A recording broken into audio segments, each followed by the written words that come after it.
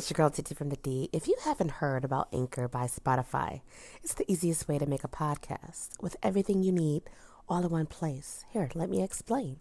Anchor has tools that allows you to record and edit your podcast right from your phone or your computer. When hosting on Anchor, you can distribute your podcast on listening platforms like Spotify, Apple Podcasts, and much more. It's everything you need to make a podcast in one place. And best of all, Anchor is totally free. So what are you waiting for? Get yourself together.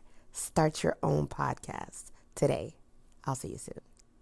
Welcome to TT from the D Podcast show. Today is Wind Down Wednesday, ladies and gentlemen, and I am super excited about tonight's hot topic. First, before we get started, I want to thank you for taking time out of your day to stop by and check this episode out regarding voting. Yes, we have entered that season, ladies and gentlemen.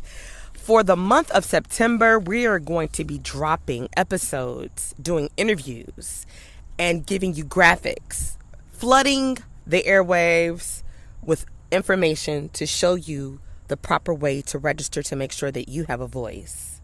We're going to tell you how to know if you are eligible. We're going to talk to you about filling out applications, submitting your applications, what's expected from your city or your township clerk process application, and to make sure you are registered. So we're going to talk about 5 key points on today.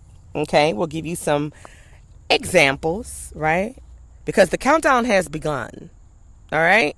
Today is our very first official kickoff, and we are super excited to bring this information to you directly, right to your ears.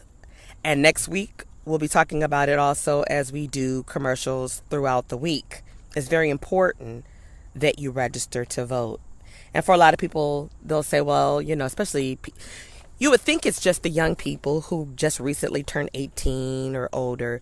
But you have a lot of people that are well in their 30s, maybe even 40s, that don't know how to legally vote. And you would think like, nah, that ain't true. Yeah, it is true. That's why we are choosing to come to you live and direct to share some tips with you. Tonight, we're going to go over 5 key points. 1, verifying if you're eligible. 2, filling out the application. 3, submitting your application. 4, what's expected from your city or township clerk's process when they're processing your application. And finally, number 5, after it's all said and done, let's talk about you are registered to vote. So let's start here. Okay. Number 1, am I eligible? You can register to vote through Election Day. Some clerk's offices have open satellite offices for voters registration, and you must show proof of where you live. Documents must have your name and current address. You can show a digital copy of any document. Acceptable documents include your Michigan driver's license or state ID, current utility bill, a bank statement, a paycheck stub or government check, other government documents. After you registering, you can vote an absentee ballot at the clerk's office, or you can vote at one of your polling places on election day. Now, military and overseas civilian voters have additional options to register, and you can go to a website I'll provide later on to find out that information. Now, here we go. Make note of this. To be eligible to register to vote, you must be a Michigan resident at the time you register. Okay? So if you just moved here, or you're thinking of moving here, you must already have your ID done. And when I say done, that means you've went to Secretary of State and you have taken care of that business. Okay? A resident of your city or township for at least 30 days when you vote. Okay? So you still got time. So let's just say you move here today. You still got time. Right? You still got time. You also must be a United States citizen. You must be at least 18 years of age when you vote, and not currently serving a sentence in jail or prison. I know you might say, well, we got a voice. I know you do. But that's the rules, and I'm here to share with you the rules. I don't want you to get it twisted. I don't want you to have any miscommunication. And I've gotten this firsthand, and you can get this information from Michigan.gov directly for yourself if you don't believe TT. You want to check to see if you are registered. If you are already registered, your voting record has links to your sample ballot, your polling place address for voting on election day. Okay? Now, let's talk about step 2. Fill out the application. Individuals using any other method but registering to vote at least 15 days before election day are not required to provide proof of residency. Other methods of registration include an application obtained at one of the following locations: downloading a voter's registration application, your local Secretary of State office. You can schedule a visit. A lot of offices are still not open to the public. Like you used to before pandemic, you used to could go to your local Secretary of State and just walk in and handle your business. But in today's time, that is not the way they process and do things. And we want to follow the rules and the laws, so make sure we're in compliance, okay? Military recruitment centers offer applications as well. And then you could look and check in your local area for voter registration drives. Now, Michigan law states that the same address must be used for voter registration and driver license purposes. That means if the residence address you provide on the application differs from the address shown on the driver's license or personal identification card, instead of your Michigan state ID, the Secretary of State will automatically change your driver's license or your personal ID address to match the residency address entered on that form.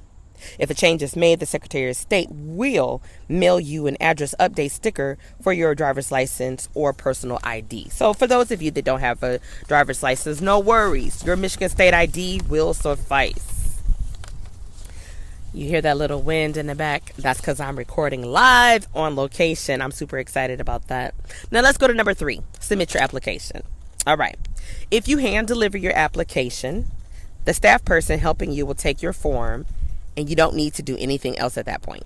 If you have never registered to vote in Michigan and choose to mail in your application, you will need to meet an identification requirement, and that means you must enter your driver's license number or personal identification number where requested on the form, or send a copy of one of the following forms of identification with your application: a photocopy of your driver's license or your personal ID, or a photocopy of a paycheck stub, utility bill, bank statement, or government documentation that lists both your name and your address.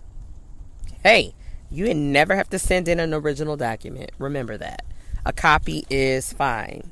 If you give them your original, what are you going to do when you need it for something else? So, never send your original document. Always make a copy when sending it. It's different when you actually go in person. They want your original. But when you're mailing something, dropping something off, always send a copy. Never give your original document. Number 4, city/township clerk process application. Your city or your township clerk will send you a voter registration card upon processing your application. Keep it in your wallet or purse so you know where to go to cast your ballot. For directions and a map to your polling place, go to www.michigan.gov/vote. Okay? These are important links. I hope that you're writing it down. But if you didn't, it's okay. If you don't have the means to do so, it's okay. Guess why? Because we will have graphics to give you that information as well. And finally, number 5. Are you registered? Yes, you are. When you go to the polls on election day, you will be asked to present your voter identification card. If you don't have acceptable photo ID, you can vote by signing an affidavit. The affidavit can be used by 1, voters who don't have acceptable photo. 2, voters who have photo ID but didn't bring it to the polls. Acceptable photo ID includes Michigan driver's license, Michigan personal identification card, driver's license, or personal identification card issued by another state. Federal or state government issued photo identification, a U.S. passport, military identification card with photo, student identification photo from a high school or an accredited institution of higher education, such as a college or university. You also can use tribal identification cards with photo. If you don't have a driver's license or other acceptable photo identification, you can get a state identification card at your local Secretary of State branch office for $10. State ID cards are free to individuals who are 65 or older, or blind, or who have driving privileges terminated due to a physical or mental condition. The fee can also be waived for individuals who present other good cause for a fee waiver. Proof of identity and residency are required when applying for a state ID card. Very important information, ladies and gentlemen. Very important information. It's very important that we get out here and vote. You can no longer use the excuse, I don't know what to do. I don't know where to go. I don't know how to properly register. I just ran down 5 key points that's going to help you get ready and eligible to vote. It's so important that you do. We have to stop wasting time, ladies and gentlemen. Time is not on our side. Before you know, it's going to be time to cast a vote. And what are you going to do when you don't have everything aligned? Right? The countdown begins. So, let me ask you, are you registered to vote? Check your voter registration status using Michigan.gov. It only takes about 30 seconds. This public service announcement has been brought to you by MNA, the Michigan Nonprofit Association. Now, I ran down a list of things, and you still could be saying, what is the registration process? Well, I gave you the 5 key points, but no worries. If you weren't able to catch them all at once, I posted some graphics for you to look at, but I'll go back over them really quickly with you so you can carry on your beautiful Wind Down Wednesday. Step number 1, verify you are eligible. Remember, you can register to vote through Election Day. Number 2, fill out an application. You can download a voter's registration application online or talk to someone in person. Step 3, submit your application, ladies and gentlemen. You can hand deliver or mail your application